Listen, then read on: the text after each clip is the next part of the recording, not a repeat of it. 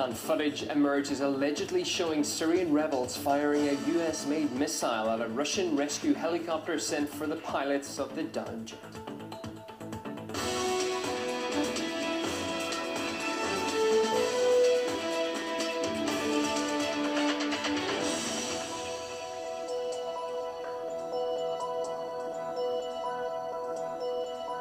Just gone 10 a.m. this Wednesday morning here in Moscow. You're tuned into RT International. My name's Ewan O'Neill. Welcome this hour. Turkish fighter jets have downed a Russian Su-24 frontline bomber over Syria, near the border with Turkey. Allahu Akbar, سقوط طائرة روسية. Allahu Akbar. The whole world should be aware that we can defend ourselves and will take any necessary precautions to protect and secure our nation.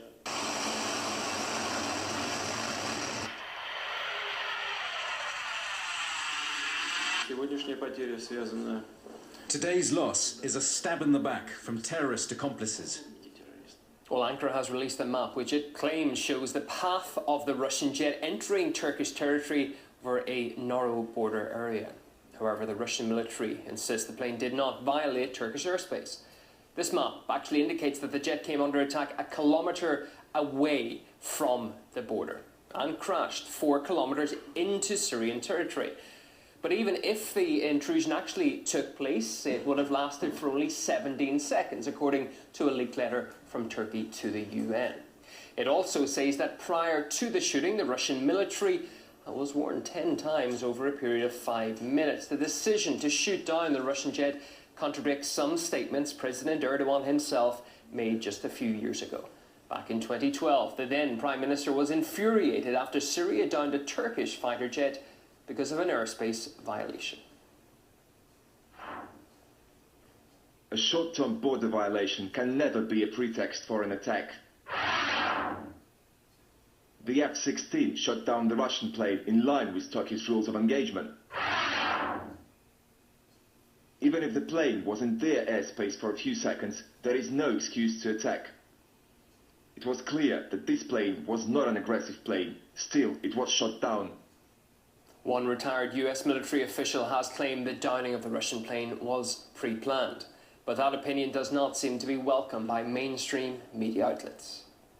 So I don't really trust President Erdogan and what he's doing. Okay. I think we have to be very, very cautious on this. Yep. I think it was an overly aggressive maneuver. Okay. And as a NORAD region commander, we would not use these kind of rules of engagement. That had to be pre-planned. Okay. That airplane wasn't over Turkish territory long enough. Long enough, okay. Well, it's difficult to pinpoint Turkey's exact stance on its fight against terror based on previous statements and policies. Türkiye olarak terörle mücadeleye ilişkin işbirliğinin geliştirilmesi konusundaki kararlılığımızın daha güçlü bir şekilde ifade edilmesi gerektiğini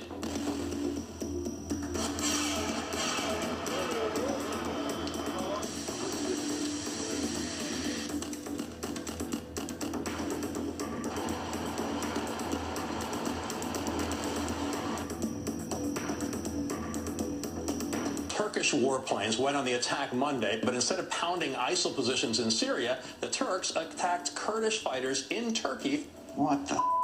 So while over in Kobani, we've been bombing ISIS to help the Kurds. Our good friend Turkey has at the same time, just a few miles away, been bombing Kurds, thereby helping ISIS.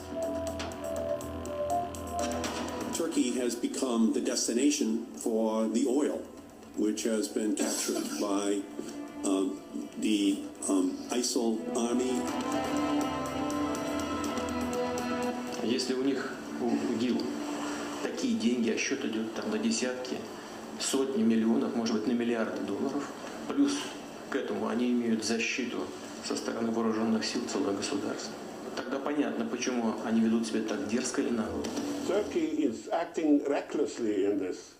For some reason, it has been acting as a main sponsor of terrorism in Syria. It is Turkey that is facilitating the bringing of these terrorists from Chechen, from all over the world, facilitating their entrance into Syria and guaranteeing their funding through the sale of oil and other things. Well, Turkey has long been accused of trading oil with Islamic State. The jihadists make millions of dollars selling cheap crude on the black market. Ankara's role in funding ISIL was touched upon in the British Parliament, immediately following the downing of the Russian bomber. They've shot down a Russian jet who are also trying to fight ISIL. They're buying oil from ISIL in order to prop them up. They're bombing the Kurds who are also fighting ISIL. This Syrian engagement is an almighty mess. Well, I see, Mr. Speaker, that old habits die hard, and the honourable gentleman remains an apologist for Russian actions. On the question of Turkey, Turkey is an important NATO ally, and it will remain a very important partner for this country and for the European Union. Turkey, so directly targeted Russia. I'm very surprised because I think it's a little bit suicidal.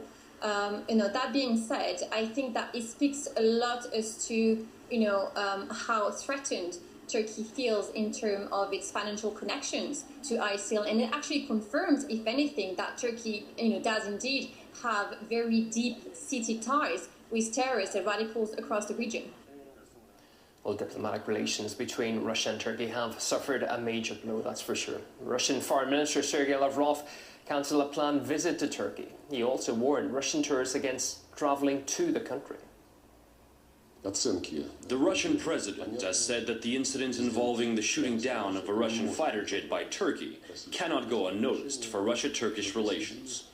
In this regard, Moscow has decided to cancel a planned meeting between our foreign ministries that was due to take place tomorrow. There is a growing terrorist threat coming from the territory of Turkey.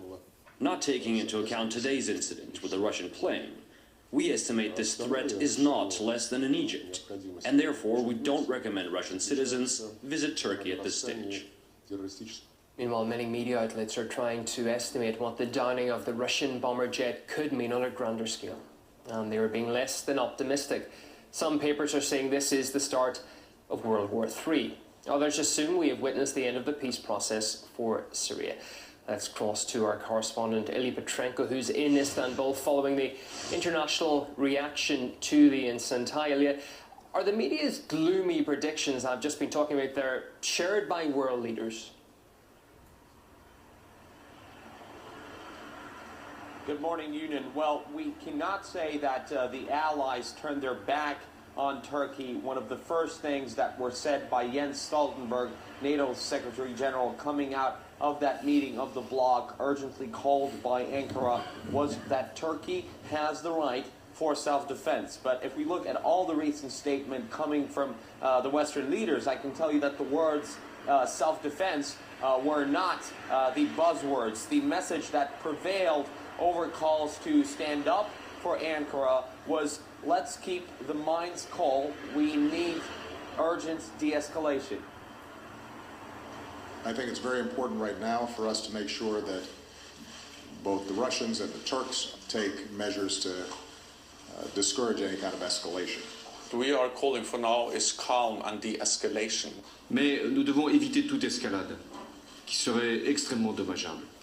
The Secretary General urges all relevant parties to take urgent measures with a view to de-escalate the tensions. Well, in general, the reaction to the downing of Russia's Su-24 fighter jet over the Turkish-Syrian border was filled with cautious pessimism. Now, just a bit more than a week ago, this country hosted the very important G20 summit in the city of Antalya, and the headlines tagged with Turkey G20 were followed by words like international leaders call for a world united against terrorism, and at that time barely anyone could believe that in such a short while a country that was hosting this summit could be responsible for what now many see as a degrading mess in international politics. Well, the